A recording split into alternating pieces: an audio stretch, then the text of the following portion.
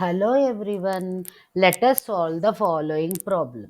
A flagpole 4 meters tall casts a 6 meters shadow. At the same time, a nearby building casts a shadow of 24 meters. How tall is the building? To solve this problem, let us note down this point. The angle of the orientation of the light source is same for both the flagpole and the building. Since the sun is at an infinite long distance, this angle will be the same for all objects at a given time of the day. అంటే flag pole పైన అలాగే building పైన light source same angle of ఇంక్లినేషన్తో పడుతుంది. We must note this point, right? Now, it is given that 4 meters length flagpole casts a shadow of 6 meters and x meters length or tall building casts a shadow of 24 meters. So total setting ni మనం ఇలా తీసుకుంటే AB is the length of the flagpole, అలాగే PQ అనేది the height of the building. So we need to find it out, right. అలాగే BC అనేది flag pole shadow length, అలాగే QR అనేది ఈ బిల్డింగ్ యొక్క shadow length.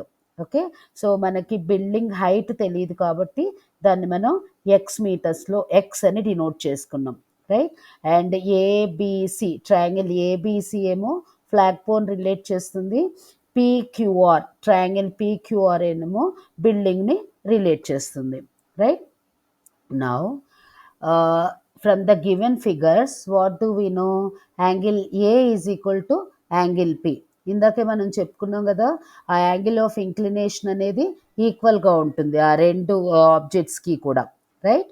So angle A is equal to angle P. ఈ two triangles, triangle ABC అలాగే triangle పిక్యూఆర్లో angle A అలాగే యాంగిల్ పి రెండు ఈక్వల్, రైట్. ఈ రెండు కూడా angle of inclination of the right source రెండు ఈక్వల్, రైట్. అలాగే angle B is equal to angle Q, angle B is equal to angle Q. ఎందుకని? ఈ ఫ్లాగ్ పోల్ అలాగే బిల్డింగ్ రెండు కూడా మనకి 90 డిగ్రీస్లో వర్టికల్గా, గ్రౌండ్ నుంచి వర్టికల్గా 90 డిగ్రీస్లో ఉంటాయి, రైట్. అందుకని angle B is equal to angle Q. ఇక్కడేమో angle A is equal to angle P, అలాగే angle B is equal to angle Q. Two angles కనుక రెండు ట్రయాంగిల్స్లో ఈక్వల్ అవుతే మనం ఏం రాసుకోవచ్చు? ఆ రెండు కూడా సిమిలర్ ట్రయాంగిల్స్ అని చెప్పచ్చు, right. So by using AA criteria we can say that triangle ABC అలాగే ట్రయాంగిల్ పిక్యూఆర్ ఈ రెండు కూడా సిమిలర్ ట్రయాంగిల్స్. రెండు ట్రయాంగిల్స్ సిమిలర్ ట్రయాంగిల్స్ అయినప్పుడు మనం ఏం రాసుకోవచ్చు? ఆ రెండు the ratio of corresponding angles is equal, so the ratio of corresponding sides also equal. అంటే ఆ సైడ్స్ కూడా ప్రపోర్షనేట్లో ఉంటాయి అని మనం చెప్పచ్చు, రెండు ట్రయాంగిల్స్ సిమిలర్ ట్రయాంగిల్స్ అయినప్పుడు. సో ఆ ఫార్ములా ప్రకారము, ఆ కండిషన్ ప్రకారము మనం ఏం డినోట్ చేస్తున్నాం? AB by PQ, AB by PQ is equal to BC by QR, right?